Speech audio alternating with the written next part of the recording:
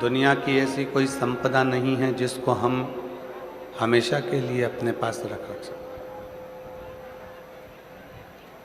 जो मिला है धरा पर, धरा का, धरा की धरा ही रह जाना है, यहां से कुछ लेकर नहीं जाए।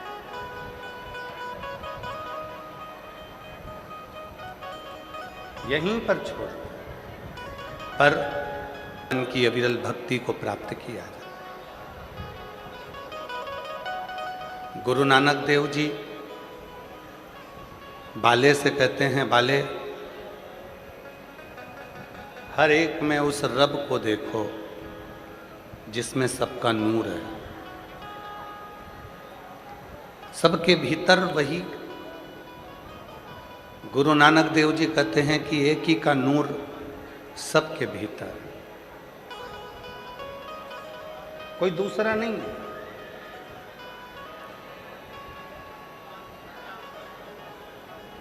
हर एक के भीतर उसी का नूर समाया हुआ है।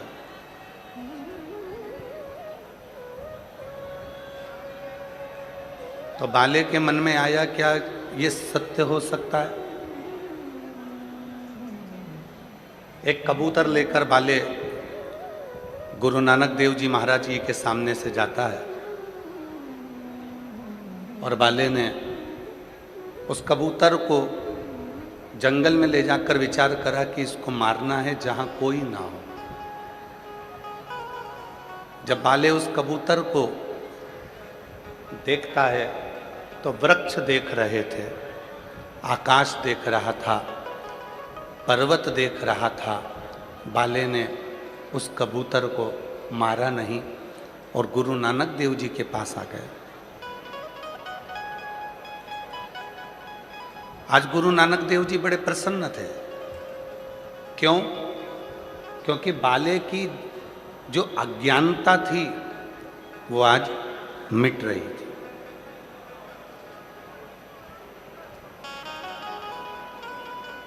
और जब जीवन में अज्ञानता मिटे तो समझ लेना कि आप जिंदगी में फतेह कर लिए। इसीलिए कहते हैं वाहे गुरु जी दा खालसा, वाहे गुरु जी दी फतेह। अज्ञानता मिटे तो समझो कि फतेह हो गई।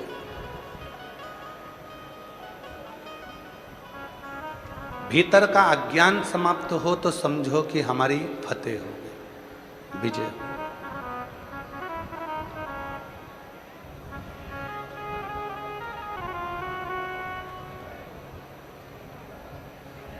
जब तक ये अज्ञानता हमारे अंदर भरी हुई है कि ये मेरा है, वो उसका है, ये मेरा है, वो उसका है, ये घर इसका है, गाड़ी इसकी है, बड़ी गाड़ी इसकी है तो छोटी गाड़ी इसकी है, वो गाड़ी इसकी है, घड़ी उसकी है, सामान उसका है, ये सामान उसका है, वो सामान उसका है। एक घर के अंदर अगर हम रह रहे हैं, एक परिवार के साथ रह रहे हैं, तो हमारे भीतर ये भाव होना चाहिए कि हम सब एक हैं, सब एक।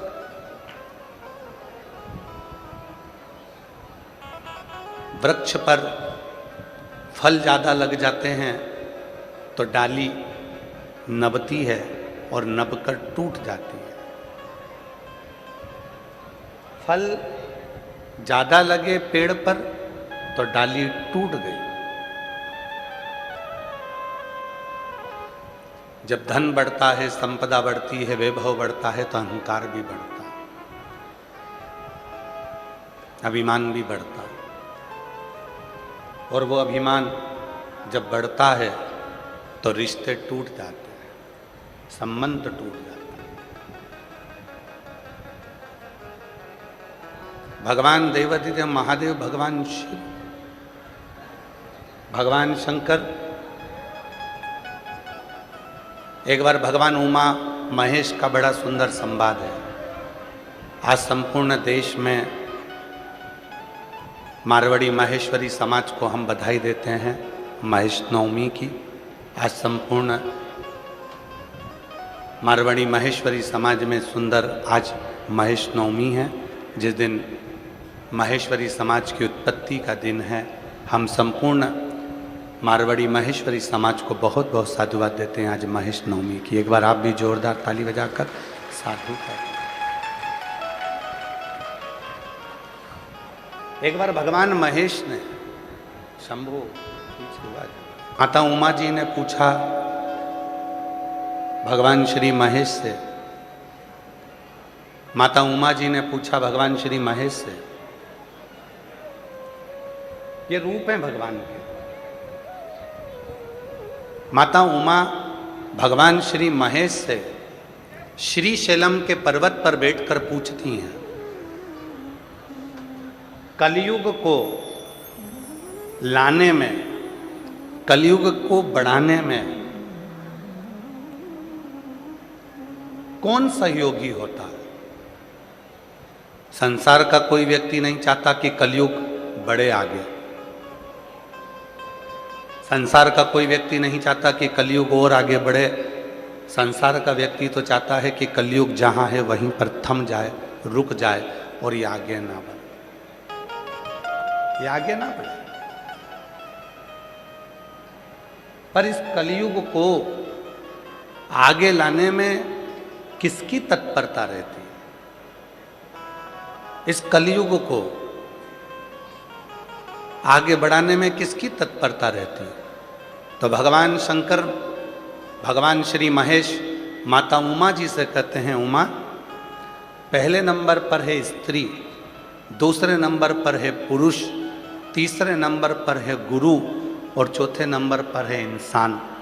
ये चार ऐसे हैं, अगर ये चाहें तो कलयुग आगे बढ़ ही नहीं सकता है, बढ़ेगा ही नहीं, एक ही जगह पर स्थिर होकर रह जाए। कलयुग आगे बढ़ ही नहीं सकता। कौन कौन चाहे? पहले नंबर पर कौन है? स्त्री। दूसरे नंबर पर जम के बोलो पुरुष, तीसरे नंबर पर गुरु और चौथे नंबर पर इंसान। अगर ये चार चाहें तो कलयुग अपना कदम बढ़ा ही नहीं सकता। अगर ये चार चाहें तो कलयुग अपना पांव आगे बढ़ा ही नहीं सकता। ये चार को रोकना चाहिए कलयुग को। तो कलयुग ये कैसे रोक सकते हैं? तो कहा, स्त्री लज्जा को, शर्म को ना भूले तो कलयुग आगे बढ़ ही नहीं सकता। स्त्री लज्जा को रखे, शर्म को रखे।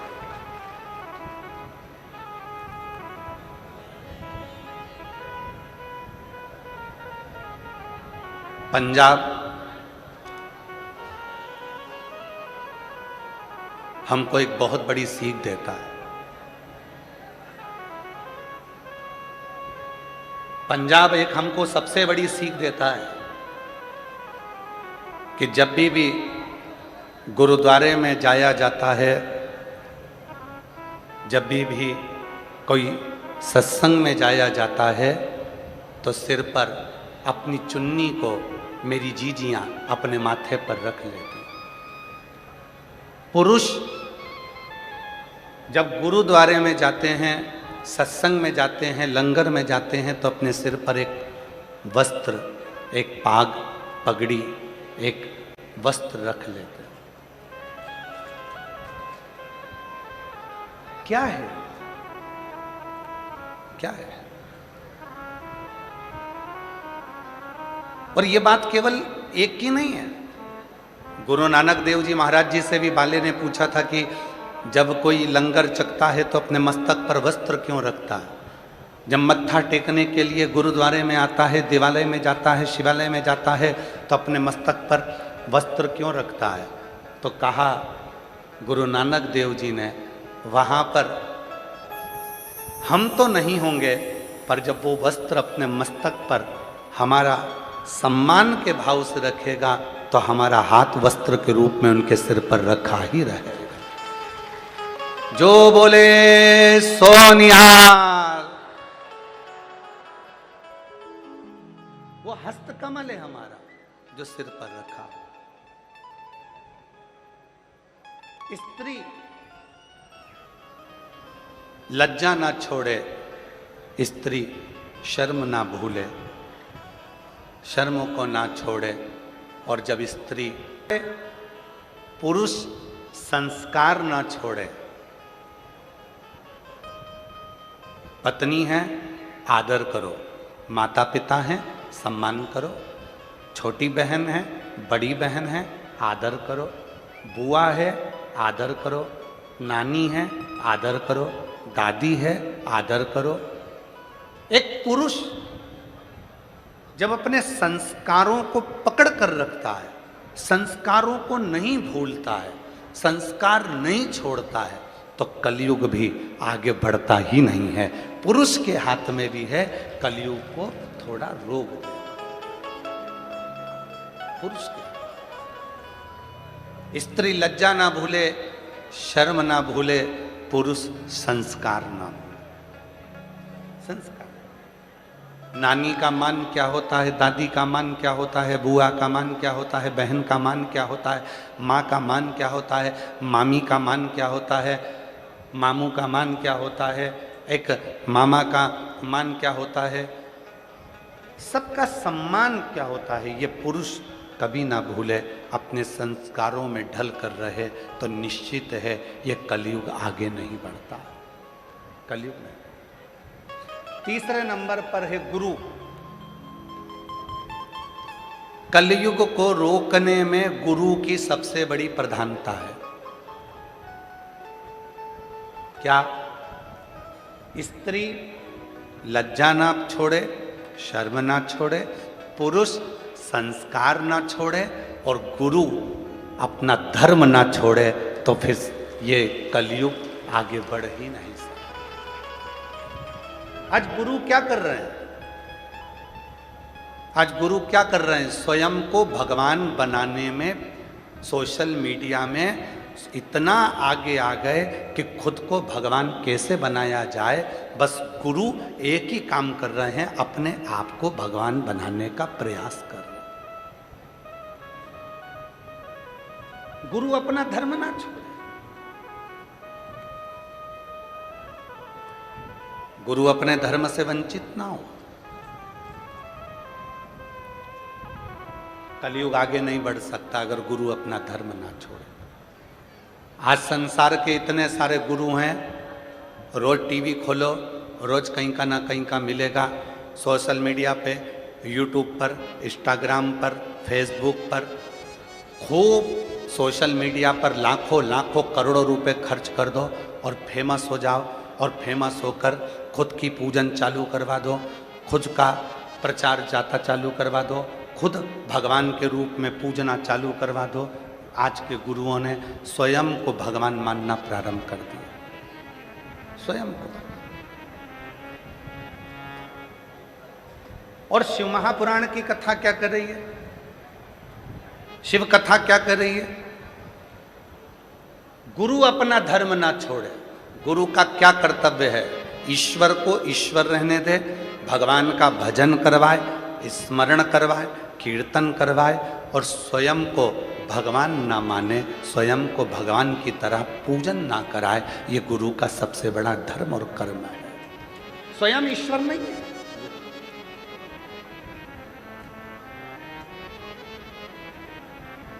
आज के गुरु ऐसे हो गए, स्वयं को ईश्वर का प्रतीक मानने लगे कि हम भगवान हैं, हमारी पूजन करो, आरती उतारो, हमारा दर्शन करो, हमको ही केवल भजो। ये सोशल मीडिया के गुरु हैं। जब तक सोशल मीडिया पे चलेंगे तब तक गुरु जी कहलाएंगे, और सोशल मीडिया से हटे कि इनको कोई गुरु मानने को तैयार नहीं हो। और इस व्यासपीठ से, भटिंडा की इस पवित्र भूमि से हम निवेदन करना चाहेंगे, भटिंडा की इस पवित्र धरा से भटकना छोड़ दो।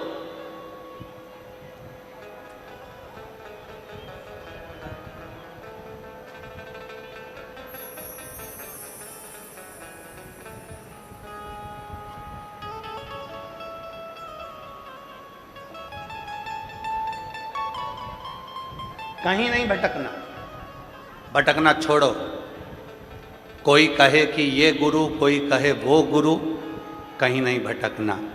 अपन को तो केवल जिसकी वाणी हमारे हृदय को छू जाए और जिसकी वाणी से हमें शिव मिल जाए, बस वही गुरु है। बाकी के हमें कहीं जाने की, भटकने की जरूरत नहीं।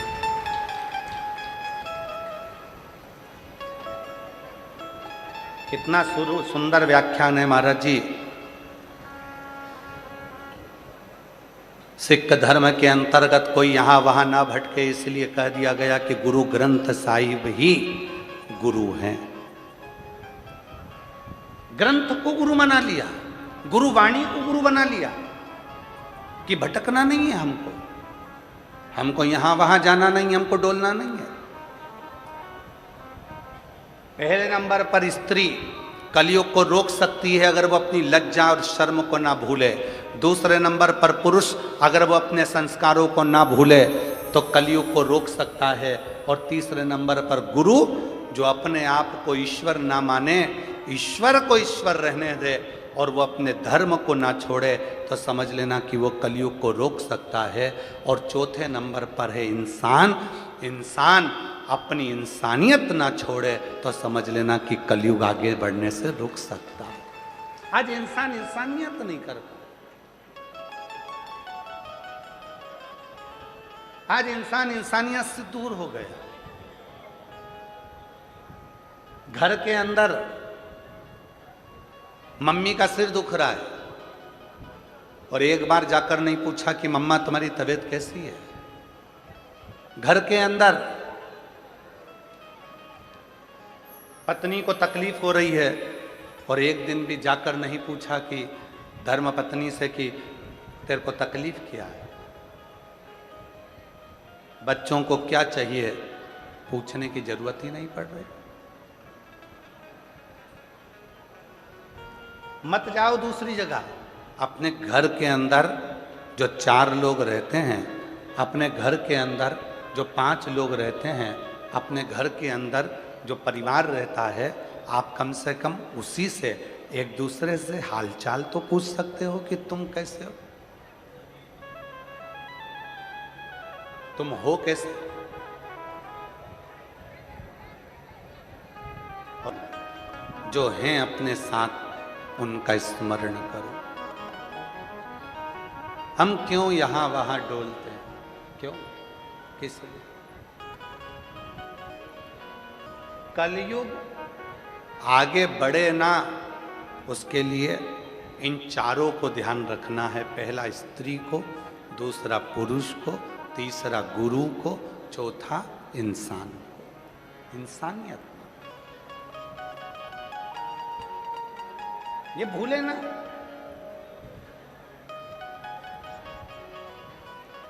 चश्मा कथा में रह गया ना, कोई बात नहीं।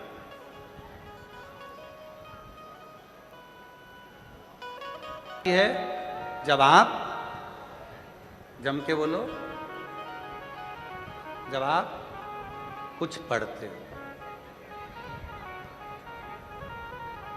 तुम्हारे दांत पूरे निकल गए और एक डब्बी में दांत रखे थे, कहीं खो गए। 32वीं की याद कब आती है? जब कुछ, जम के बोलो, खाते हो। चश्मे की याद जब आती है जब कुछ पढ़ना होता है। 32वीं की याद जब आती है जब कुछ खाना होता है। और शिव पुराण की याद तब आती है जब व्यक्ति कहीं संकट में घिर जाता है, तब सीहोर वाले बाबा के उपाय को ढूंढना प्रारंभ करता है। शिव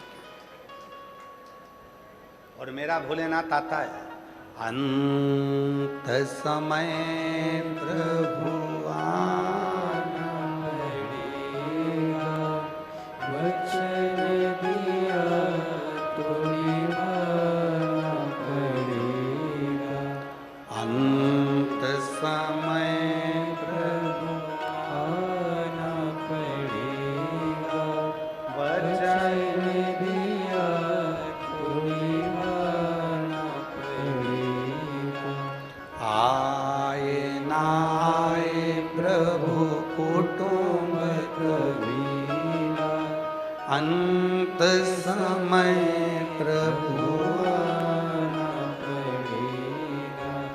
वचन दिया तो निभाना पड़ेगा। चश्मे की याद आई पढ़ते समय, चश्मा कहीं खो गया कोई बात नहीं, 32 दांत कहीं खो गए कोई बात नहीं, पर यदि गाड़ी की चाबी, घर की चाबी कहीं खो गई तो क्या करोगे? घर जाकर खड़े रहोगे, फोन लगाओगे, बुलाओगे चाबी वाले को ताला खोलने के लिए? चश्मा खोया चलेगा, 32 खो गई चलेगी, पर चाबी खो गई नहीं चलेगी। एक प्रसंग है ना, भारत के 10 लोग मिलके अमेरिका घूमने गए, और भारत के 10 लोग घूमने अमेरिका गए। वहां जाकर उन्होंने एक होटल का रूम लिया, और वो होटल का रूम नीचे नहीं मिला, 100 मंजिल ऊपर मिला।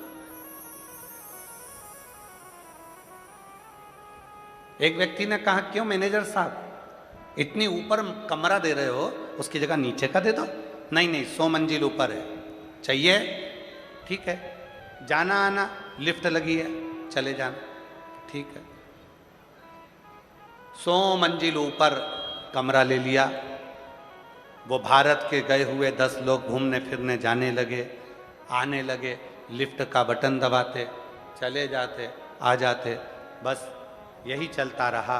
एक दिन वो शॉपिंग मॉल से शॉपिंग कर कर आए, अपने होटल के रूम के लिए आए, नीचे खड़े होकर उन्होंने लिफ्ट की बटन दबाई, पर लिफ्ट नहीं चल रही थी। मैनेजर ने कहा, आज लाइट नहीं है। लाइट नहीं है, फिर 100 मंजिल ऊपर कैसे जाएंगे? तो मैनेजर ने कहा कि यह सीढ़ियां बनी हुई है, सीढ़ियों से चढ़ जा। अब वो 10 लोगों ने विचार करा, 100 मंजिल ऊपर सीढ़ियों से चढ़ेंगे कैसे? तो इतने में उस मैनेजर से कहा कि हमको नीचे का कोई कमरा खोल दो, हम जरा आराम कर लेंगे और वो हम बाद में चले जाएंगे। नहीं नहीं, उसका चार्ज अलग लग जाएगा, तुम्हें ऊपर जाना। अब 10 व्यक्ति ने विचार करा, चढ़ेंगे ऐसे, तो क्या चले जाएंगे। एक काम करो, अपनी अपनी कोई बात निकाल दो, अपनी अपनी दुख भरी कथा कहना चालू करो, अब भी पहुंच जाएंगे। पहले ने अपनी दुख भरी कथा कही, 10 मंजिल ऊपर पहुंच गए। दूसरे ने अपनी दुख भरी कथा कही, 20 मंजिल ऊपर पहुंच गए। तीसरे ने अपनी दुख भरी कथा कहना चालू करी, 30 मंजिल ऊपर पहुंच गए। 5वें ने कही 50 मंजिल, 6ठे ने कही 60 मंजिल, 8वें ने कही 80 मंजिल ऊपर पहुंच गए। ये दुख भरी कथा केवल इतनी है कि कमरे की चाबी नीचे रह गई है। कमरे की चाबी नीचे, चढ़ गए ऊपर। 80-90 मंजिल ऊपर चढ़ने के बाद याद आया कि कमरे की चाबी नीचे रह गई। कमरे की चाबी नीचे रह गई। 80-90 मंजिल चढ़ने के बाद आया कि कमरे की चाबी तो नीचे रह गई।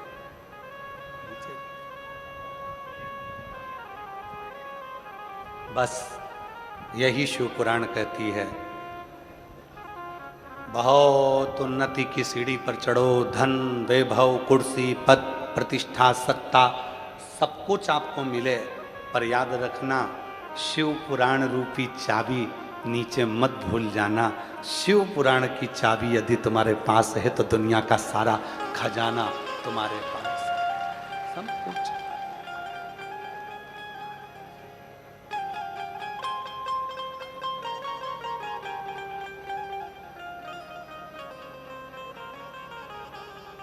तेरे दर पे आके मुझे क्या मिला है, तेरे दर पे आके मुझे क्या मिला है। मैं जानता हूँ या वो जानता है, मैं जानता हूँ या वो जानता है, तेरे दर पे आके मुझे क्या मिला है, तेरे दर पे आके मुझे क्या मिला। ये सब कुछ जानने वाला कोई दूसरा है ही नहीं। चश्मा भूल जाएगा चलेगा,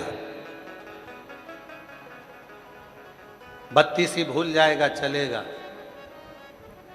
चाबी नहीं भूलना चाहिए।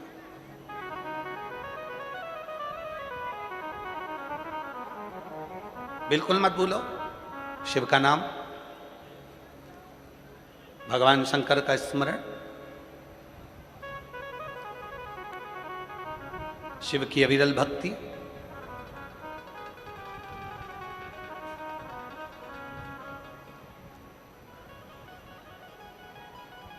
एक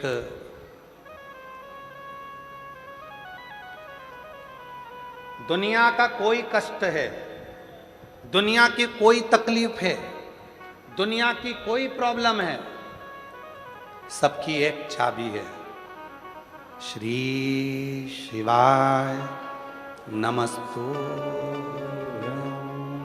श्री शिवाय नमस्तु, श्री शिवाय नमस्तु। दुनिया की एक चाबी है उस शिव का नाम।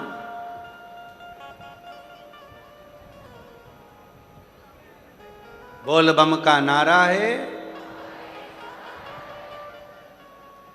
सारी समस्या का हल, सबका एक साधन, एक साधन शिव।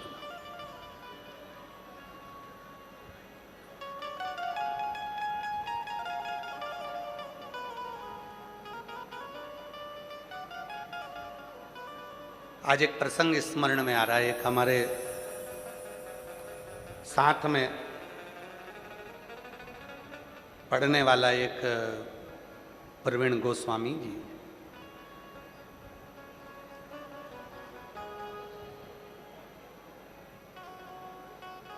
और प्रवीण गोस्वामी 8th क्लास में साथ में था और पढ़कर उनके पिताजी नौकरी में थे तो वो दिल्ली विवेक विहार चले।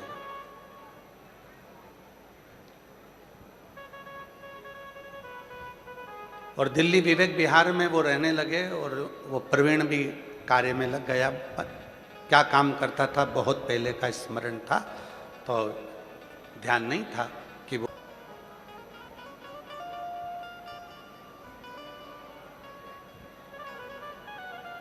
तेरे दर पे आके मुझे क्या मिला है, तेरे दर पे आके मुझे क्या मिला है, ये मैं जानता हूँ या तू जानता है, ये मैं जानता हूँ या तू जानता है, तेरे दर पे आके मुझे क्या मिला है, तेरे दर पे आके मुझे क्या मिला है, तेरी रहमतों का एक आसरा है, तेरी रहमतों का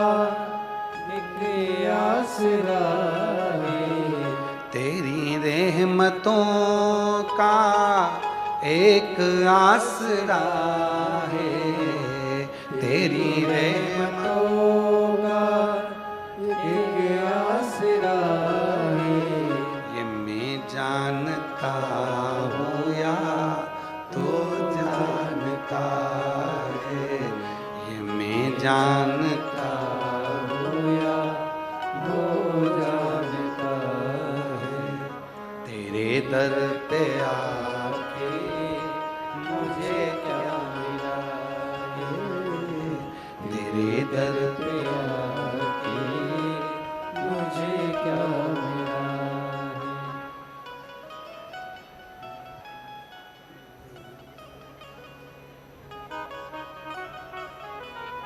क्या मिला ये बोल। तो वो दिल्ली चले गए, दिल्ली में विवेक विहार में वो रहने लगा। अब समय निकलते निकलते निकलते निकलते ऐसे कई साल निकल गए और मिलना नहीं हुआ। अब कक्षा 8वीं का स्मरण, और अब सालों हो गए, सालों निकल गए। कोरोना काल में उसका खूब अच्छा काम था, कोई फैक्ट्री मैक्ट्री आदि का आदि बहुत अच्छा काम काज था। और हमको मालूम नहीं था कि कोई फैक्ट्री मैक्ट्री और आदि का आदि काम इसका ट्रांसपोर्ट वगैरह का है। और वो 2,84,00,000 रुपए के कर्जे में वो आ गए। और हमसे तो कभी मिला नहीं, 8th क्लास के बाद में कभी उसका और हमारा मिलना हुआ नहीं, कभी नहीं मिले। कोरोना काल आया, व्यापार नीचे गया, पूरे कोरोना में वो कर्जे में हो गया। कर्जे में होने के बाद उसकी धर्म पत्नी भी बच्चों को लेकर मायके चली गई। 4 भाई थे, चारों भाइयों ने हाथ ऊंचा कर दिया, तूने कर्जा करा, तेरा पैसा गया। और भाइयों ने भी साथ छोड़ दिया। उसने कहीं टीवी पर कथा देखी और वो पहचान गया कि ये सीहोर वाला प्रदीप मिश्रा है, जो हमारे साथ 8th क्लास में पढ़ता था। नंबर निकाला, सीहोर ऑफिस फोन करा, ऑफिस से नंबर लिया, बात हुई आशीष के मोबाइल से। तो कहा मैं प्रवीण बोल रहा हूँ। हमने कहा प्रवीण कौन? कहा 8th क्लास में पढ़ते थे, याद है? अब इतने स्मरण में आया। हाँ हाँ, कहाँ हो? कहा दिल्ली हूँ, विवेक विहार रहता हूँ। अच्छा, फिर इतने सालों के बाद कहाँ 8th क्लास और कहाँ? अब याद कैसे किया? टीवी देख रहा था तो तुम दिख गए, और दिख गए तो मन में आया कि एक बार बात करूं। बहुत उलझन में फंसा हूं, बहुत उलझन। क्या उलझन आ गई? कोरोना काल में सारा पैसा डूब गया, 2,84,85,00,000 के करीब में चला गया। पूरी फैक्ट्री डाउन हो गई, सब कुछ डब हो गया, कुछ भी नहीं बचा। सब ने साथ छोड़ दिया, पत्नी और बच्चे भी चले गए, अपने मायके गई है। और अब क्या कर सकते हैं? तो हमने कहा भाई देखो, हमको तो कुछ आता है नहीं। अरे टीवी पर तुम्हारी कथा चल रही है, कोई दिल्ली में तुम्हारा परिचित है क्या? उससे कभी मिलवा दो, कोई सपोर्ट मिल जाए, सहयोग मिल जाए। तो हमने कहा भैया हमारा तो एक ही परिचित है, श्री शिवाय नमस्तुभ्य, एक ही परिचित है और वो केवल शिव है। अरे भाई बहुत कर्जा है, कोई मिल जाए जो थोड़ा बहुत सपोर्ट। हमने कहा मुश्किल। एक है वो कर्जा नहीं देता, खुद कर्जे में रहता है, और उसका नाम महादेव है, शिव है, शंकर है, ओघड़दानी। चलो ठीक है, मेरा पैसा वापस कैसे आएगा? हमने कहा देखो पहले समय अच्छा चल रहा था ना, हाँ, पत्नी भी थी, हाँ, बच्चे भी थे, हाँ, परिवार भी था, हाँ, भाई भी साथ में थे, हाँ, समय अच्छा चल रहा था, काल अच्छा चल रहा था। अब तेरा काल, तेरा समय बेकार हो गया तो घबराना नहीं। घड़ी बनाने वाला, समय बनाने वाला, काल बनाने वाला उस महाकाल को याद करना प्रारंभ कर दे। और जिस दिन तू महाकाल को याद करना प्रारंभ करेगा, उस दिन तेरा काल सुधरना प्रारंभ हो जाएगा और तेरी जिंदगी वापिस वैसी की वैसी हो जाएगी। उसने कहा क्या करना पड़ेगा? हमने कहा प्रदोष का समय हो, प्रदोष का समय। तो उसने कहा प्रदोष का समय कब होता है? तो हमने कहा शाम का समय, सूर्य डूब रहा हो, उस समय पर चंद्र अपनी जगह पर आ रहा हो और प्रदोष का जो समय होता है, दोनों के मिलन का जो समय होता है, उस समय पर बस एक लोटा जल सामने भरकर तैयार रख और आवाज लगा, काल हर, कष्ट हर, दुख हर, दारिद्र हर, खुशी की लहर कर, नमः पार्वते पते हर। बस बोलना प्रारंभ कर, काल हर, कष्ट हर, दुख हर, खुशी की लहर कर। उसने कहा इसके बोलने से कष्ट कट जाएगा। हमने कहा प्रदोष काल में जब घड़ी बनाने वाले को याद करोगे, काल अधिपति को याद करोगे और चिल्लाकर जब उससे पुकार करोगे, बच्चा रोता है तो माँ गोदी में लेकर दूध पिलाती है, छोटा बच्चा जिद करता है तो पापा फिरकी भी दिला देते हैं, छोटा बच्चा रोता है तो दादी फिंगर बनाकर रोटी का गुट्टा दे देती है। और तू अगर दिल से पुकारेगा, काल हर, कष्ट हर, दुख हर, दारिद्र हर, खुशी की लहर कर, नमः पार्वते पते हर। जब तू बोलना प्रारंभ करेगा, तेरा कष्ट भी हरेगा, काल भी हरेगा, दुख भी हरेगा, दारिद्र भी हरेगा और खुशी की लहर करेगा। उसने नियम बना लिया, शाम के समय पर चिल्लाता, शिव जी को आवाज लगाता, शिव जी को। आप कभी विवेक विहार जाएं कॉलोनी में, तो वहां पर वो गली नंबर मेरे स्मरण में नहीं, वहां जाकर पूछेंगे कि भाई शाम को प्रदोष काल में कोई चिल्लाता है क्या? कहाँ एक आवाज आती है इसकी छत पे से, काल हर, कष्ट हर, दुख हर, वहां से आवाज आती है। कर्जे में हो गया था, अब वापिस 3-3 फैक्ट्री का मालिक हो गया, क्योंकि काल चक्र घूम गया, वापिस काल चक्र।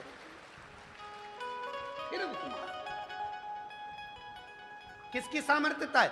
पैसा देने वाला पैसा दे सकता है पर समय चेंज नहीं कर सकता, धन देने वाला धन दे सकता है पर कष्ट आपका मिटा नहीं सकता, दरिद्रता नहीं मिटा सकता। धन दे देगा, संपदा दे देगा, सर रोग को नहीं मिटा सकता, हॉस्पिटल में अटैची लेकर खड़ा हो जाएगा, पर रोग मिटाने की जवाबदारी भी उसकी है, कष्ट मिटाने की जवाबदारी भी उसकी है। जब हम उससे कहते हैं काल हर, कष्ट हर, दुख हर, दरिद्र हर, हे प्रभु खुशी की लहर कर, जब उससे कहते हैं तो वो ध्यान देता है कि मुझे पुकार रहा है, मुझे आवाज लगा रहा है, और फिर वो आता है और ऐसा काल चक्र घुमाता है कि घड़ी जो उल्टी चल रही हो उसको सीधी कर देता है और तुम्हारी जिंदगी की सुखी कर देता है।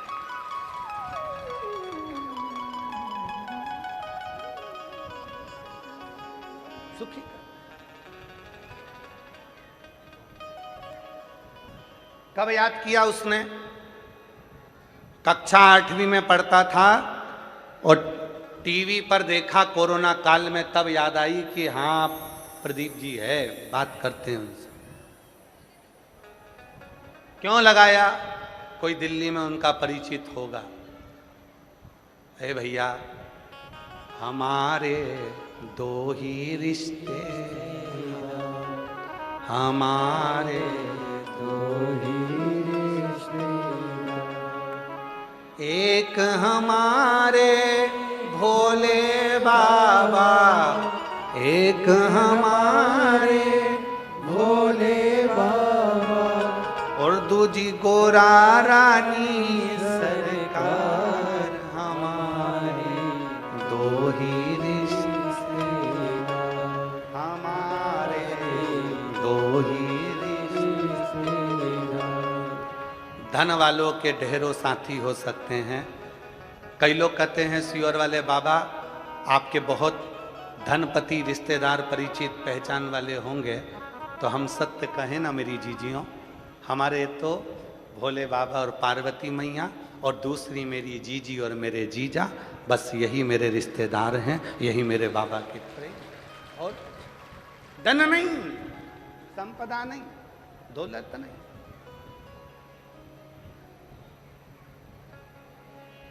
कोई कहे कि सियोर वाले बाबा के पास जाएंगे, पत्रिका दिखाएंगे, हाथ दिखाएंगे तो हमारा दुख काट देंगे। ना ना ना, सीवर वाले बाबा को कुछ नहीं आता, उसका दुख तो खुद भोलेनाथ काटता। तकलीफ है, कष्ट है, दुख है, परेशानी है, पुकारो उसको, पुकारो।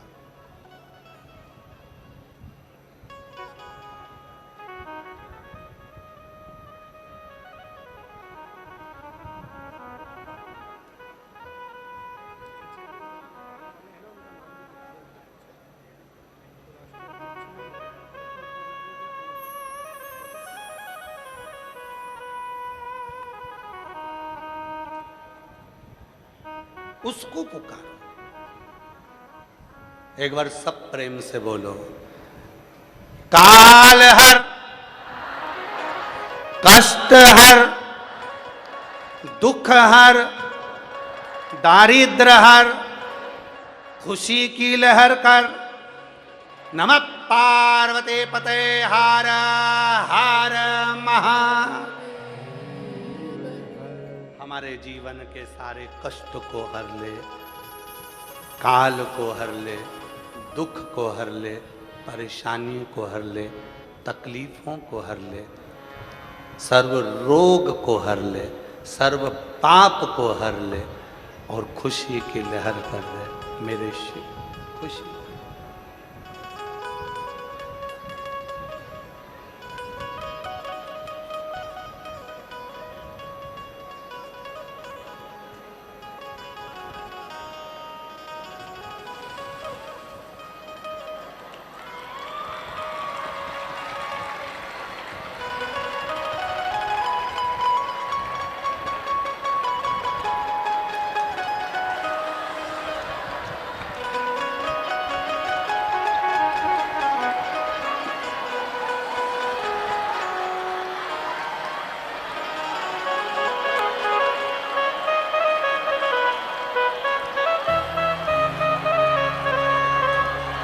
पर्वत से भोले बाबा नीचे उतर आओ। पर्वत से भोले बाबा नीचे उतर आओ। ओ पर्वत से भोले बाबा नीचे उतर आओ। छेड़ना नहीं है।